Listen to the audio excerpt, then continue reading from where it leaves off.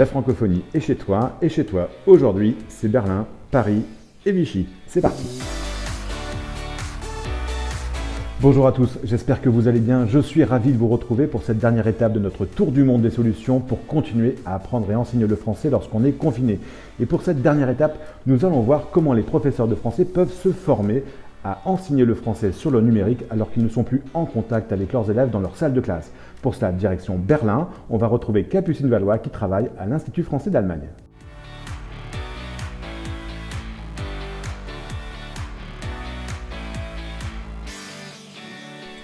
Bonjour Capucine.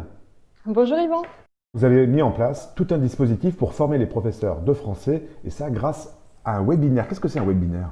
C'est un module de formation en ligne pour les enseignants de français du système scolaire allemand. Et c'est des séquences qui durent entre 40 minutes et 1 heure, pendant lesquelles les enseignants ont l'occasion d'écouter la présentation d'un spécialiste d'une thématique donnée et ensuite d'échanger avec lui et de lui poser des questions. Notre vrai enjeu, c'est de fournir en 1 heure des contenus clés en main aux enseignants qui vont pouvoir utiliser directement avec leurs élèves dans le contexte de la classe à distance. Combien de professeurs participent à ces webinaires habituellement ? Alors, avant le début du confinement, on était très contents quand on avait une centaine de participants. Et là, depuis quelques semaines, on monte à 400-450 participants. Donc, on voit vraiment un énorme boom en ce moment, qui est probablement lié à une plus forte demande et aussi à une meilleure visibilité. Je pense qu'on est plus sur les réseaux en ce moment. Donc, ce site s'appelle 9eart.fr et vous avez donc une critique, de ces 3 bandes dessinées en fait. Les 3 bandes dessinées sont également sur ce site internet. Et puis ensuite, vous pouvez bien sûr faire une sélection, c'est-à-dire que vous n'êtes pas obligé de tout lire, de lire les 3 bandes dessinées en classe, mais vous pouvez faire également une sélection. Alors quel est l'intérêt d'un webinaire pour la formation des professeurs de français ? C'est déjà une manière beaucoup plus flexible et beaucoup plus accessible à tous les enseignants de continuer à se former.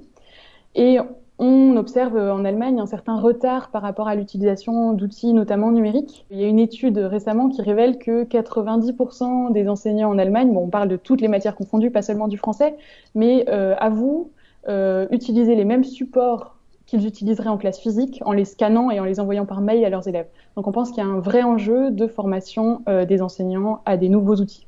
Alors si on veut retrouver toutes les informations sur les webinaires, qu'est-ce qu'il faut faire ? Alors si on veut retrouver toutes les informations, on est bien entendu présent sur la plateforme IFProf, le réseau social des enseignants de français dans le monde entier. Et vous retrouvez également toutes les informations sur notre site internet institutfrançais.de. Et bien justement Capucine, on va partir à Paris, retrouver Martin Lafitte, c'est lui qui gère cette plateforme IFProf qui accueille tous les webinaires dont le vôtre. Merci pour tout et puis bon courage pour la fin du confinement. À toi aussi, bonne journée. Salut Capucine.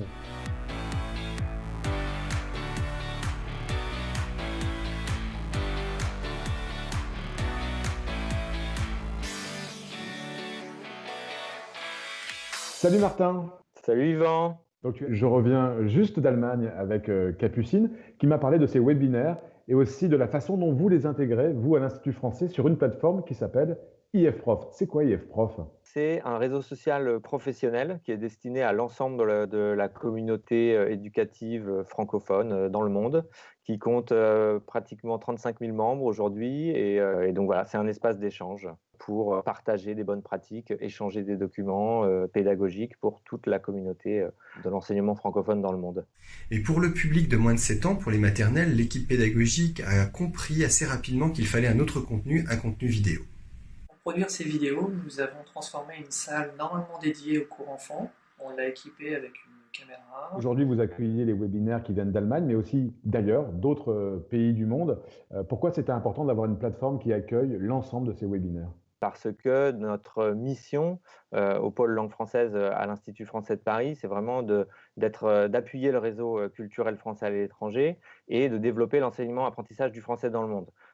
Donc tous ces webinaires existaient déjà avant la crise du Covid et on a dû être réactifs et adapter cet accompagnement à partir du 12 mars pour pouvoir répondre aux enjeux vraiment actuels que rencontrent tous ces établissements. Et donc, on a fait le pari de ces webinaires pour chaque semaine proposer à des collègues de partager ce qu'ils faisaient sur le terrain et de faire remonter des idées et d'inspirer d'autres collègues qui pourraient être en difficulté.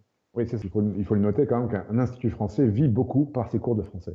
Ah bah, c'est le nerf de la guerre. Depuis le début, faut pas que ça s'arrête, exactement. Donc, c'est pour ça que depuis le début, les thématiques qu'on propose de nos webinaires, c'est concevoir, communiquer son offre de cours, comment animer des classes virtuelles pour des adultes, pour les enfants, comment continuer à avoir une programmation d'activités culturelles à distance.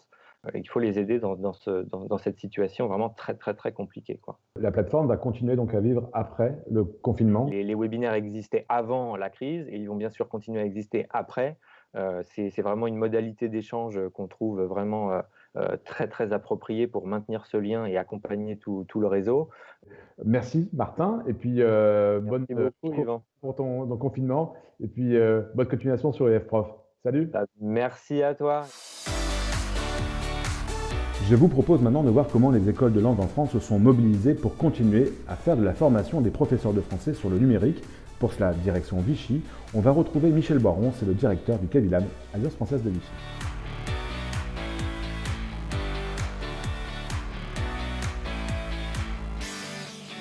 Bonjour Michel. Bonjour Yvan. Comment ça se passe au CAVILAB? Je crois que, comme toutes les écoles de langue, le CAVILAB vit un moment particulièrement difficile. Comme tous les centres de langue en France qui reçoivent des étrangers, nous vivons une période de crise vraiment dans laquelle nous luttons vraiment pour notre survie. Beaucoup d'établissements ont des moyens financiers très faibles et là on est passé d'une activité plutôt en bonne forme à une activité catastrophique. La plupart de ton énergie passe dans des solutions à trouver pour garantir votre avenir. Alors en fait, j'ai 3 préoccupations permanentes. La première préoccupation, elle est économique, c'est-à-dire trouver des ressources, générer de nouveaux revenus. La deuxième préoccupation, elle est pédagogique, c'est-à-dire adapter nos solutions pédagogiques à la situation de l'enseignement à distance. Et la troisième, elle est solidaire, c'est-à-dire essayer de trouver des solutions pour être aussi utile à d'autres institutions qui se trouvent dans la même situation que nous. Nous sommes spécialisés dans l'enseignement de professeurs et donc comment est-ce que nous pouvons mettre au service des autres cette compétence, cette identité de notre institution. C'est une formation gratuite et ouverte à toute personne souhaitant s'initier aux principes et pratiques fondamentales de l'enseignement du français langue étrangère. Alors comment vous avez fait justement pour continuer de cette formation des professeurs de français?